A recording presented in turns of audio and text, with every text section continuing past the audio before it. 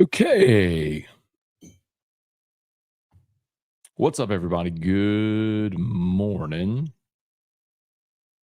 Welcome to a Monday edition of Morning Scone presented by Barack, the Baton Rouge Orthopedic Clinic, Parish Construction and Roofing. If you need an orthopedic, go to Brock. You need a roof, you call Parish.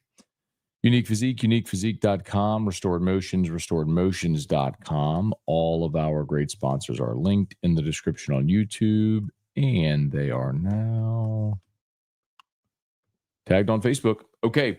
How about the Tiger basketball team? So Sunday, I'm guessing most of you were watching your football Sunday, your NFL Sunday.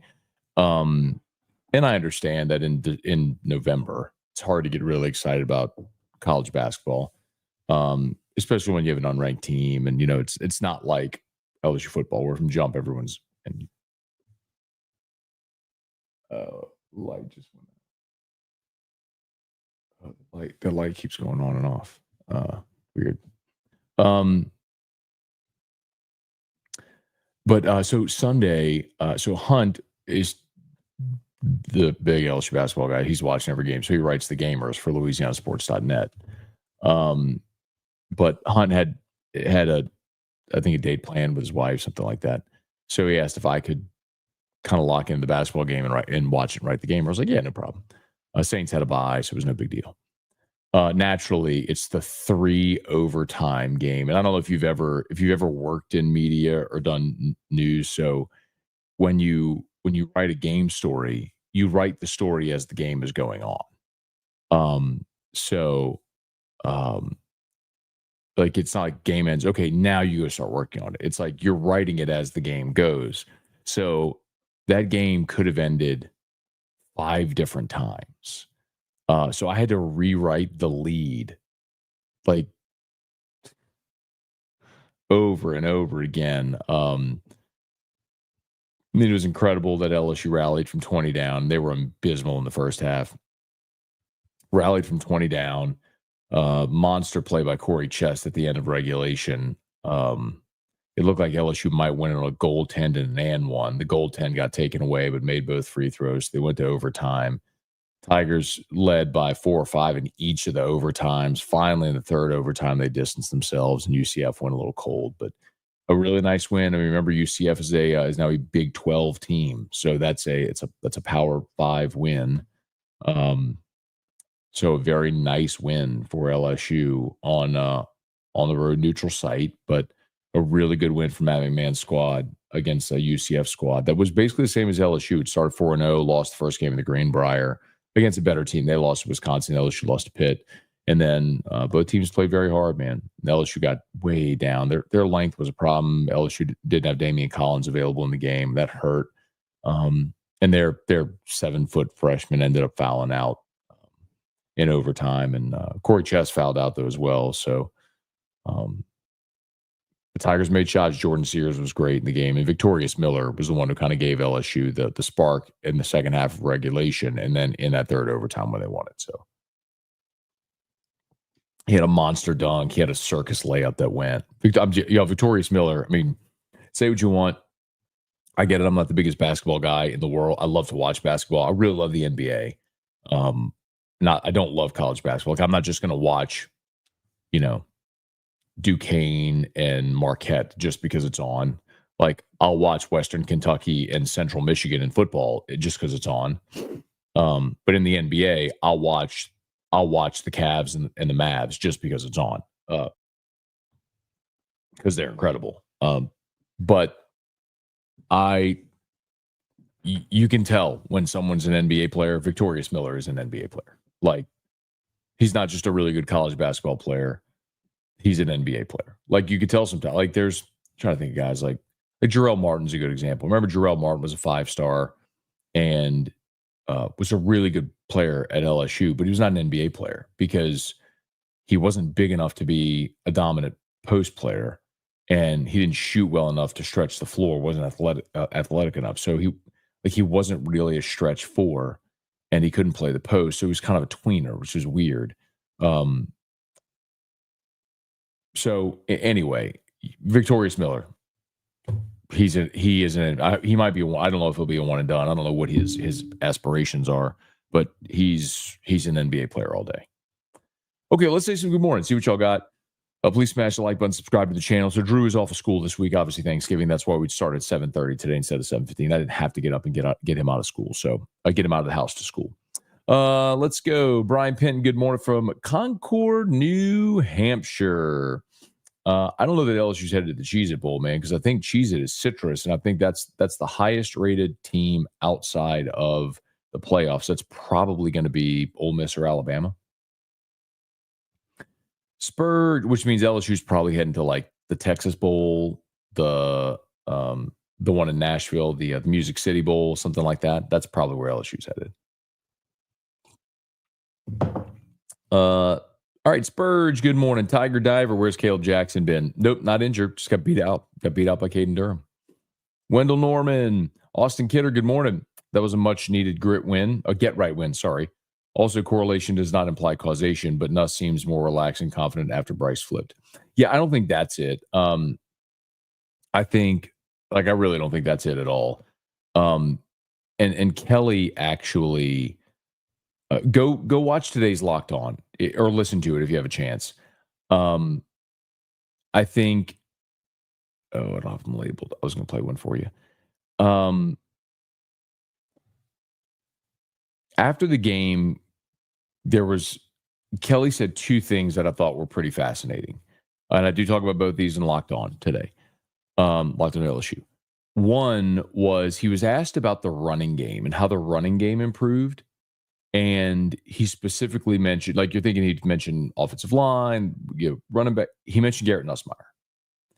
And he said Garrett controlled the running game as well as he has since he's been here. And let me see.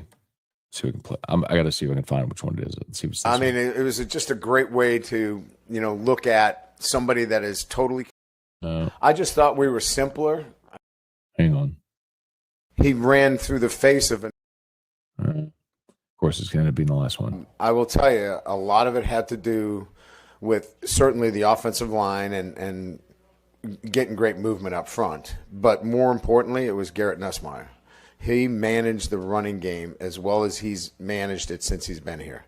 The ball had to get out on the perimeter on sometimes. Those balls that were thrown out on the perimeter, Aaron Anderson or Daniels, those were, in even Lacey Late, those were run plays. But we were getting overloaded, and the ball needs to get out to the soft corner or to wherever that access is.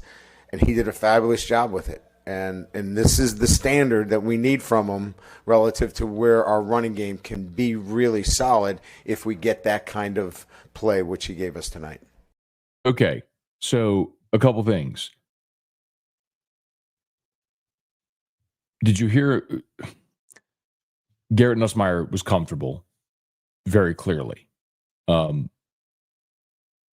And said part of the reason for the improvement in the running game was Nussmeier checking out of pass plays. The other thing for some of you who need to hear it is when we talk about play call, it is very hard to criticize play calling because you don't know the play call. He just told you there were 5 plays that were called runs that Nussmeier checked out into a pass. What if in a given game he makes the wrong check? What if they call a play and the receiver is open, but someone missed a block? You never know. That's why it's hard to criticize play calling because you don't know. You don't know. You don't know what the play call is. That's one. 2, to your point, this is the other thing Kelly said was about, he asked,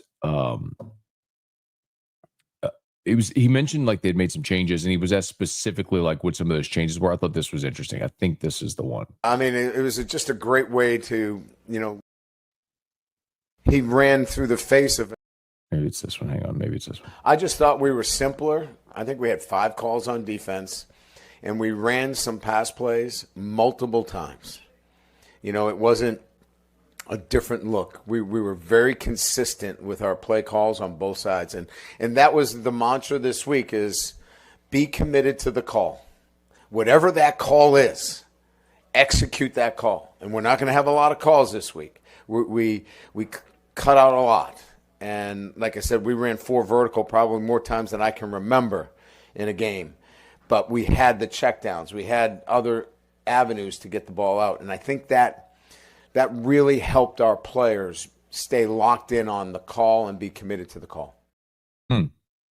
So they simplified the calls. They made Nussmeier more comfortable, hence he played his best game. I don't think it had anything to do with Bryce Underwood. I think it had everything to do with them simplifying to do exactly what we talked about last week. Nussmeier's at his best when he is quick and instinctive. And they had slowed him down, I think. Making him think about the turnovers, and all, they'd slowed him down. I think they simplified. They made him more instinctive. I think he played his best game. By the way, go watch today's Locked On. I go into much more detail. He had it was his highest Pro Football Focus grade of the year. Go check out Locked On today if you can. Do you think LSU gets a receiver in the portal? Absolutely. So Bailey, I'm not even telling you what I think. I'm telling you what I know because I sat down and had this conversation. They have money allocated for a lot in the portal. They desperately need a safety. They desperately need an impact defensive tackle, and they desperately need a game-breaking receiver. So yes, I absolutely think they're getting a receiver in the portal. Because keep in mind also, Lacey's gone, Daniels is gone. We'll see what happens with guys like Aaron Anderson and Xavier Thomas. They could both come back, but they could both leave. You don't know. There's always the chance that you lose guys in the portal. So yes, they will. Yes, they will add a receiver in the portal. Taylor, good morning.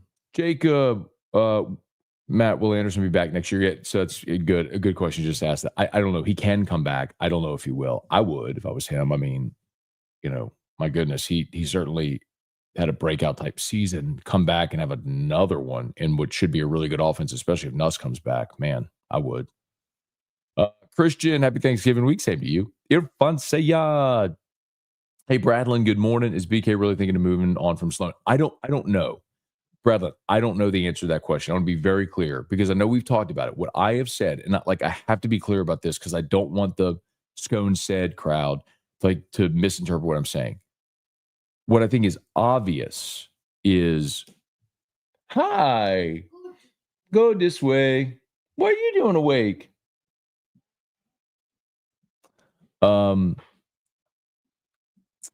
So what I think is obvious is Brian Kelly would like to have Tommy Rees on his staff. I haven't been told that. Well, I've had those conversations plenty with people. I think it's just obvious. That doesn't mean somebody's getting fired or moved. Of course, Brian Kelly would like to have Tommy Rees on his staff. He tried to hire him when he got hired here. That's number one. Number two, Brian Kelly started involving himself more in the offense in play calling. That's not a great sign for Joe Sloan. You can read the tea leaves there. And then Sloan was the guy that really was the glue on Bryce Underwood. Well, now that Bryce Underwood isn't there, that's another thing that goes against him. So again, I don't have the answer to the question. I think it's speculative based on a lot of circumstantial evidence that makes sense. But I don't have the answer. Tim, good morning. Checking smoke detectors this morning, thinking somewhere around 3 p.m. today. Today's going to be fun. Captain Eli, morning, Matt, getting ready to come to Louisiana for Thanksgiving from Kansas. Okay, going to my first LSU game. That's awesome. Fantastic, Eli. All right. My family, my sister and her family are in town from Kansas right now. Brian Wynn, good morning. Gary, morning, Uncle Scone. Who would have thought that making the game simple, they would win, sorry. Also, can you imagine if Bama loses to Auburn? I can't imagine Bama losing to Auburn because I think Auburn is a very good rushing football team, and they actually played pretty well at times defensively this year. The thing about Auburn is Phil Steele shared this nugget. Auburn has outgained their opponents in conference games by an average of 100 yards per game. In their losses, they just couldn't win. They turn the ball over, they make silly mistakes, but that game is it is in Tuscaloosa. So that's challenging. If it was in Jordan-Hare, it might be a little different. But let's see. Thomas, good morning. Jinglegate Day 2. Hopefully you and the family have a great Thanksgiving week. All right, Thomas. So as for me not to forget, here you go. Parish Construction and Roofing. At Parish, we've got you covered. From the top of your roof, all the way down. Parish Construction and Roofing. Parish built. Parish built. Parish built. From your hometown. ParishBuilt.com.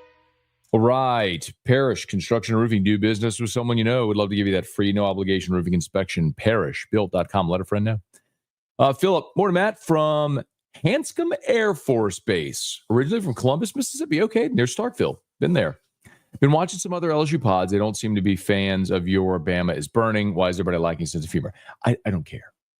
My recommendation to you would be to either stop watching other people's pods, or my recommendation to them would be to stop caring what I say. Let me ask you a question, Philip. How often do you ever hear me refer to anybody else's show ever? All that means is they watch my stuff. Thank you. Patrick, morning, Matt. Bama getting demoted to only 13 in the polls is a crime scene. Unbelievable. Clear special treatment. Hopefully the committee does the right thing, places them correctly in the 15 to 17 range, but I'll hold my breath. Don't worry. Like, a 3-loss SEC team is not getting in the playoff, especially Alabama, who will have losses to Vanderbilt and Oklahoma, who are both going to be 500 football teams. They're not getting in the playoff. What Saturday's losses and upsets did was it opened the door for Indiana. Like, Indiana, after getting walloped by Ohio State, there was this thought, well, do you take a 2-loss SEC over the 1-loss Indiana? Well, now you've cleared the deck. The team that has a shot to get in is A&M, because they still have a shot to go to Atlanta, win the SEC, and get in with an automatic berth. They could be college football's version of a bid stealer. That's something worth keeping an eye on. But 3-loss Alabama is not getting in the field. Let's see. Michael Cook, good morning. Trivia Carter, good morning. Patrick Berglass also booed up, would have come back and win. Congrats to be man in the squad. Go Tigers. Joel, with Tech firing longtime head coach, the 1 year Sloan was the OC. Did anyone deep down think it was a good idea to make him OC to place like LSU? That's not fair, Joel. So you're talking about Skip Holtz, and Skip ran that offense. Like, Skip Holtz didn't get fired because of Joe Sloan. I just disagree with that. If you want to have a conversation about, should LSU have gone and hired a more experienced play caller? Okay, look, I'm totally open to that conversation, but the Tech correlation doesn't make sense. Eric, not to be negative, looking at the current rankings, I think one of those 3-loss teams is going to sneak into the playoff. No, I don't think so. Because the committee has shown us time and again, they're just going to take the path of least resistance. So I think, go this way.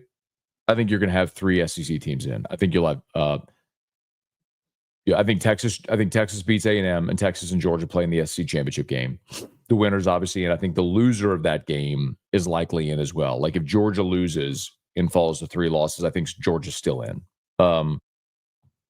If Georgia beats Texas, obviously Georgia and Texas would be in, and then Tennessee would be in. As I think Tennessee beats Vanderbilt this weekend, they're in as a 2-loss at large.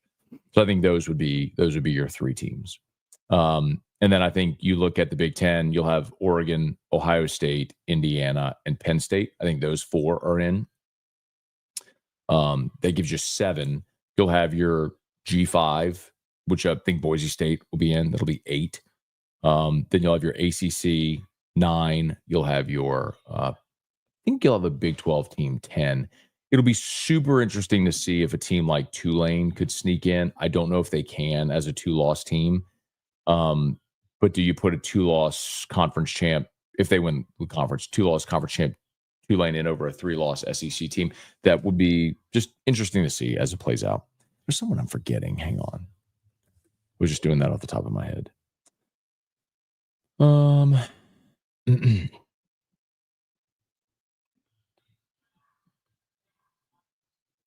Notre Dame. I knew there was someone I was forgetting. All right. Let's see. Please smash the like button if you would subscribe to the channel. Facebook, like the page, share the post.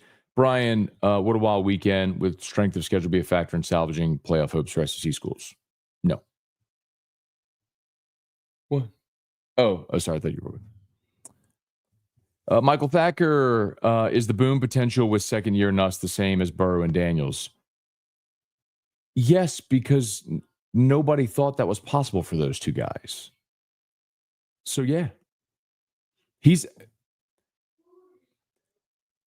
Garrett Nussmeier, for context, Garrett Nussmeier this year is going to finish with the third best passing season in the history of LSU football behind only Burrow and Daniels. He might actually pass Jaden Daniels. Go this way.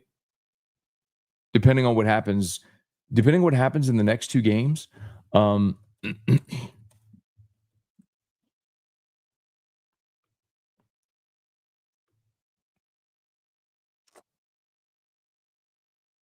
So Daniels was 38-12.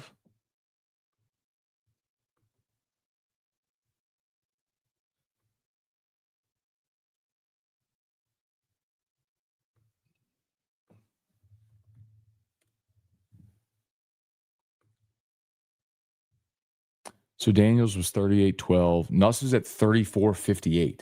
Like, with the regular season finale and the bowl game, Nuss is probably going to pass Jaden for the second best passing season ever behind only Burrow. So I would argue Nuss in his first year as a starter, has been, I wouldn't argue it, he has been better than both Burrow and Daniels were in their first year starting at LSU. Sean, fun to pull for a basketball team that fights hard. Any news on how much money LSU is about to drop on NIL? Any transfers they're tampering with? I do know the dollar amount that LSU has earmarked for the 2025 roster. I would rather not say it. What I have consistently said is it is more than double the amount they spent in 2024. And if LSU has a regret for 2024, it was not being more aggressive in the first portal window last year. So remember that first portal window, they added Gio Paez, they added CJ Daniels, they had Xavier Thomas. So they added players. They needed to be more aggressive in pursuing the top players in the portal in the first portal window last year. I told you about the defensive linemen and what happened there with Wingo and Mason Smith. They thought they were coming back, didn't. Anyway, so LSU ended up sitting on cash they had to spend that they ended up not spending.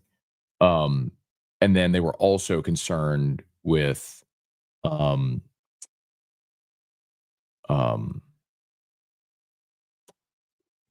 culture in the locker room. Do you pay more for players that haven't done anything as opposed to the guys that have been around? Like we talked about that. That was one of the things. So, and I didn't fault them for what they did and how they approached that. Right. So it's hard to say it in hindsight, but you want to win, you got to do what you got to do to win.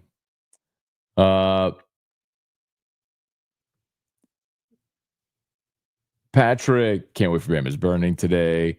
Jesse, good morning. Jeremy, looking forward to a short week. Christian, did Greg Penn get hurt? No, I don't know why people ask me. So Greg Penn, I will check on it. Penn played 19 snaps. They ran a more traditional 4-3. Brian Kelly talked about that. So we saw West Weeks take 20 snaps in this game. I think that might have been part of it, was they were just giving West some run in this game.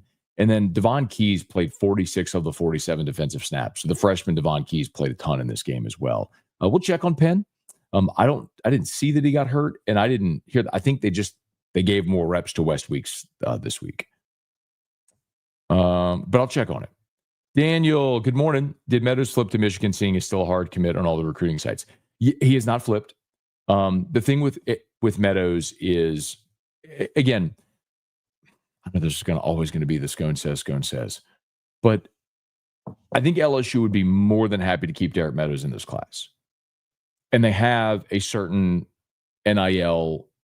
So understand, like LSU, because rev shares, I've told y'all they've been planning for revenue share for 2 years. So they have their amount allocated that they're going to spend on the roster. And the way that they segment it is by position group. So if you have the full pie, well, what percentage of the pie is going to quarterbacks? What percentage of the pie is going to the offensive line? What percentage of the pie is going to receiver? And so then from there, they break it down by player, portal target, like how much money is allocated for portal, so on. So like they have money allocated for Derek Meadows. Meadows wants more, and I don't think LSU they don't view him as someone like that you absolutely have to have in this class, that they're willing to go pay him more. So it's one of those things, like if he wants to come be a part of this class for what they've already put on the table, great. If not, they're perfectly content letting him go. I think he's a tall receiver and fast. From my understanding, like maybe not the most technically skilled receiver and doesn't have the best hands. It's not to say he couldn't get there. But again, let me use a different let me use another school to illustrate.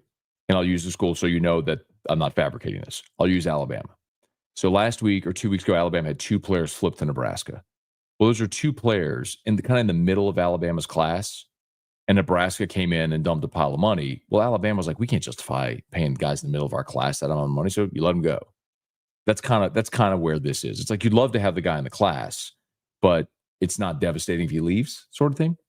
Like they'd rather allocate their resources elsewhere if it comes to that. Hey, Dad, good morning. Leon Williams, any Stewart news? We need him bad. I hadn't heard anything about Stewart over the weekend. The last thing that I was told late last week is that Michigan is being very aggressive financially with Jakeem Stewart. I asked Sam Spiegelman on Friday on AFR about Stewart, and I asked him about Michigan. He sort of hand waved the Michigan stuff, and I'm here to tell you, I'm not hand waving it. Michigan just showed you what they're willing to do, and if they're being aggressive financially with Jakeem Stewart, I'm paying attention. Kelly, good morning. Brian, is Michigan about to go on probation for all the I don't think so. Rooney, I'm not going to bash Underwood for going to Michigan. I dislike him more than any other. I just dislike him more than any other player in college football. I hope he busts out. Rooney, I'll say this much, man. There's a long history of freshman quarterbacks trying to play early in college football and not going well. I don't care how great you are. I mean, I think Bryce Underwood, by all accounts, fantastic player, fantastic talent guy, all that sort of stuff. I think, look, Trevor Lawrence won a national championship as a freshman at Clemson. He was also at Clemson that had the best roster in college football. You hadn't seen a freshman win a championship since, what was it, Jamel Holloway at Oklahoma in the 80s? I mean, it had been 30 years. It's just not a very common thing. So more commonly what happens when you play freshmen is what happened at Oklahoma this year. And by the way, that's a redshirt freshman in Jackson Arnold. Lowell Cormier, Bubba Smith, Jackson Carney. Matt, I get what you're saying, but it's a little much to say you can't criticize the play calling. I didn't say you can't criticize the play calling. I didn't say you can't. I didn't say you can't criticize play calling. I never said you can't. I just said, let's talk specifically about a play. And my point is, Jackson, and continues to be, you don't know the play call. Brian Kelly told you that. There were 5 plays where Nuss checked out of a run to throw the football. So you may say, why are they throwing it so much? Well, Nuss checked out of it at the line. Like, you don't know the play call. How can you criticize something when you don't know the call? James, good morning. Mark, when are you dropping Go This Way here? Let me see if I can work on that today. Jacob, what up, Jacob? Good morning, man. Good to see you. Colin, would you say we are burning along with Bama? No, I have said all along that my point about LSU, or my point about Bama is burning, is that it's never about LSU. It's always about anyone but Bama. As far as LSU goes, this is like, my explanation is this has always been what LSU has been. LSU is an 8-4, 9-3 team. That's what LSU is. Over the last 25 years, that's what LSU is. You win 8-9 games, and about every half decade, boom, you pop a big one, like 03, 07, 15, you were trending toward that. You fell apart late. 11, you were undefeated and lost in the championship game, as we know. 16, 16, you had a great team that just Les got fired and what happened the way it did. 19, you won the Natty. Like, this is just what LSU is, man. That's why, like, whenever the playoff thing started, like, I'm going to go find this tweet today, because when everybody was talking about spring, summer, about, LSU should be in the playoff every year, I put out a tweet. I was like, by the way, here's where you finished every year in the 10-team, in the 14 playoff era, where you would have finished. Like, the only years LSU would have been in the playoff were 18 and 19. So you got to understand what you are. Like, LSU has been a team that, like most of college football, 8-9 wins a year, and every now and again you pop a big one. Like, Bama's great run was the outlier, and they came to accept that as their reality. And what I have done with Bama's burning is to remind them that is no longer their reality. Their reality is they are like everyone else. They're going to lose 3-4 games a year, and every now and again, maybe pop a big one, but their reality is what everybody else's is now. They are no longer the team that puts together this insane invincible run. They're like Clemson. Tiger Poppy, gold jerseys, #1 Christmas gift in Louisiana. Does LSU circle back to Eli Holstein? No idea, Dale. I don't know if Eli Holstein will go in the portal. He got hurt this weekend, too. That's so disappointing, man. Merrick, what does the running back room look like for next year? Yeah, I mean, Juwan Johnson will stay in that room. Obviously, you'll have Caden Durham back. Josh Williams graduates. It'll be interesting to see if Trey Holly's situation gets rectified. And you got a couple of guys from the state of Louisiana, really talented guys, including Harlan Berry, the #1 running back in the country, coming in. So Caleb Jackson will be interesting. Does he stick around, or does he hit the portal after not really playing this year? And Berry coming in, I don't know. But I think Caden Durham, Harlan Berry is really enticing to see what that looks like. Here you go. Patrick. Sorry, I read that one. Great win. Charlie, good morning. Pat, can you give insight on NIL? The university, outside business can both appropriate dollars to athletes. So remember, the best way to say it is starting July 1 with revenue sharing. The athletic departments will now share in their revenue with the athletes. So, for example, LSU last year generated $200 million in revenue. They can share up to, I think it's like $22 million with their athletes. So they'll earmark those funds and they'll disperse them among the student athletes. And it won't, this will be interesting where you start to get some of the nuance, like, will Title IX come into play? I think it's going to be very sticky, but they have the funds allocated for football and for men's basketball and for baseball and for women's basketball and so on. On top of that, you can have true NIL where businesses want to go do NIL deals, but most are assuming collectives will cease or be assumed by the athletic department whenever that happens. SEC didn't disappoint this year. Manny, good morning. Elijah, if only we would have beaten Florida. It's true. We was thinking about it this morning.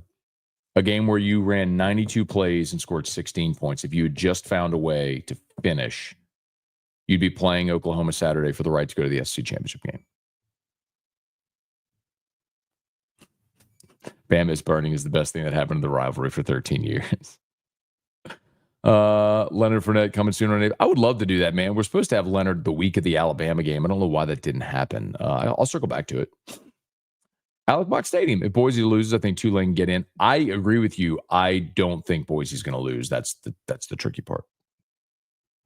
What are the odds we get to see your Christmas card with the fine outfit E-Rock person? Sure, I'll show y'all. It's so funny because like everybody hated that sweater. Erica's very offended. Erica. Oh, where she went? VK, morning. Great game Saturday. Been a crazy college football season. Vandy has one more upset in them. Look out, balls. I don't think so, VK. I think Tennessee's defense is that good, and Vanderbilt's pass defense isn't. So I think Tennessee rolls in that game, actually. Chance, no surprise, Bama's the highest ranked 3-loss team. Yeah, they're not going to be in. By the way, that's the AP. We'll see what happens with the committee. Sean, good morning. Deborah, good morning. Sean, good morning. Happy Thanksgiving. Weight loss is noticeable. Great work. Subscribe to the Handy Show. Thank you, man. Yeah, so thank you to everybody. We talked about Handycast on Whiskey and Wine, and they did get over the 1,000 sub barrier. And so if you don't know, Charles Hanniger for Richard Dixon do a film review every Monday night that drops. So like they'll drop one tonight. It's called the Handycast. So it's a podcast on YouTube. Go this way. And to get it monetized, there's a few benchmarks. It's like so many watch hours, and you have to hit 1,000 subs. Well, they were hovering around like 880 subs. And so Saturday night on Whiskey and Wine, I was like, if Hannah has ever done anything, like if you've ever been drunk, mad, whatever, after the end of an LSU game, and you turned on Charles Hannah for the last 3 years and he walked you off a cliff, like you've got to go subscribe to this man's YouTube channel. And so it soared past 1,000, which was great.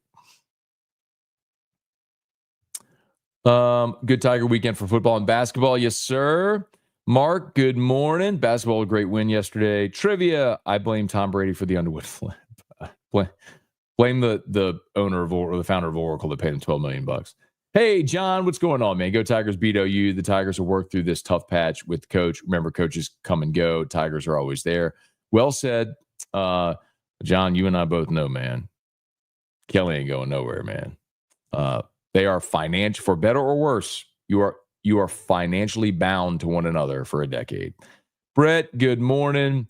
Can't wait to see Bama's burning at 3 today. Merrick Haney, the GOAT.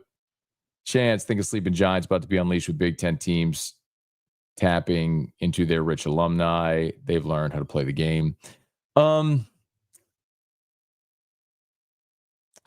Okay, so Chance, I wouldn't call it a sleeping giant. Michigan won the national championship last year, and Ohio State has been nationally relevant ever since Urban Meyer went there, right? I'd say even before, obviously, Jim Tressel made him nationally relevant. But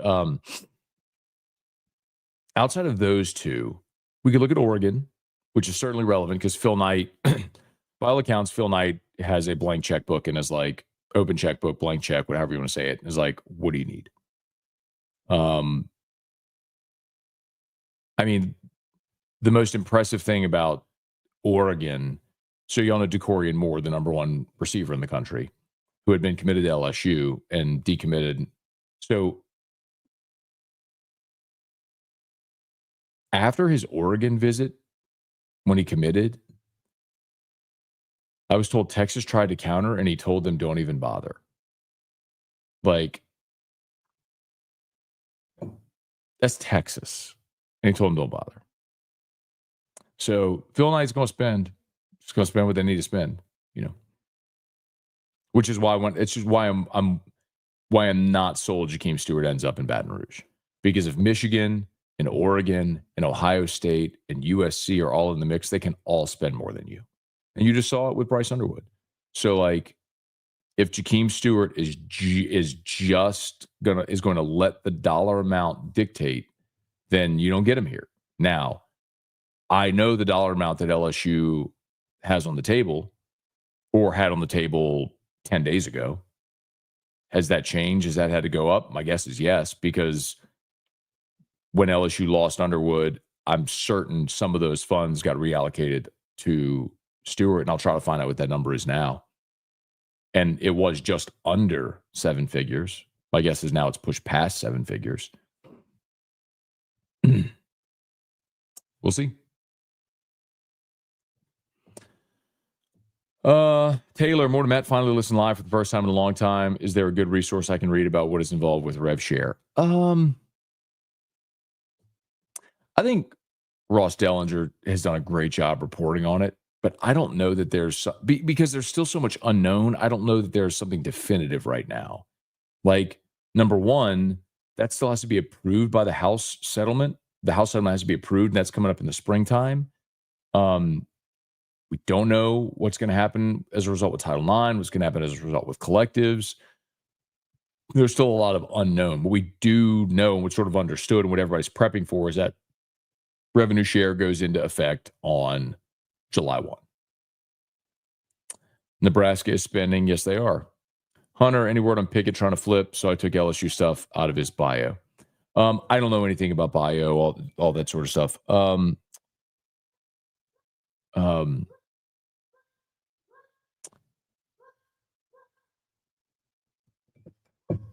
I just know that there's other teams that are dumping cash on him trying to get him to flip. So can LSU? I mean, I'll tell you this. The conversation I had 2 Fridays ago was there were 3 players that LSU had to keep in this class. Underwood, Pickett, and then get Stewart committed. Well, Underwood's gone. Teams are dumping piles of cash on Pickett right now, and same with Stewart. And it feels very tenuous about those 3. So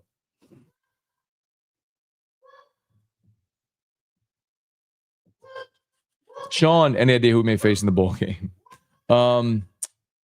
I don't know. My guess is the LSU probably lands in either Music City or Texas Bowl. I guess you could end up in one of the Florida Bowls, like maybe the Gator Bowl. But no, remember, like it's no longer a tiered thing after the playoff committee selects the New Year's Six and all that stuff, the playoff, the New Year's, all that stuff. The highest ranked SEC team not in the playoff goes Citrus. And then everything after that is the league working with the bowl partners to create the best matchups and best locations who's going to travel. It's no longer a tiered thing where like this bowl picks, then this bowl picks, then this bowl picks. It's just about getting the best matchup and where you think fans are going to travel. So, I mean, the Texas Bowl always makes the most sense for LSU because it's Houston. You have a huge alumni base in Houston. People will go to it, all that sort of stuff. LSU's been to Nashville a couple times for the Music City Bowl, and it was like, yeah. So, I don't know. All right, let me bounce. I got to get rolling here. Y'all have an awesome day. Please smash the like button, subscribe to the channel. As always, all of our sponsors, they are linked in the description on YouTube and tagged on Facebook. You need orthopedics, go to Brock. You need a roof, give us a shout at Parrish. Unique Physique and Restored Motions. Remember, Unique Physique, semaglutide, tirzepatide, the once-a-week injections for weight loss. Never any contracts, lowest prices, do the whole thing over telemed, and they can ship your medicine anywhere in the country. Learn more at uniquephysique.com and book a session with Crystal Poche. Go this. You want to come say hi? Come say hi to Dad Show. Hey, you. Hey, come say hi. Come say hi to Dad Show. Come say hi to. Yeah, hey. Shoot. Here you go. All right. Go check out Locked on LSU right now, please. I'd appreciate it greatly. Have a great day. See you for AFR 3. Bam.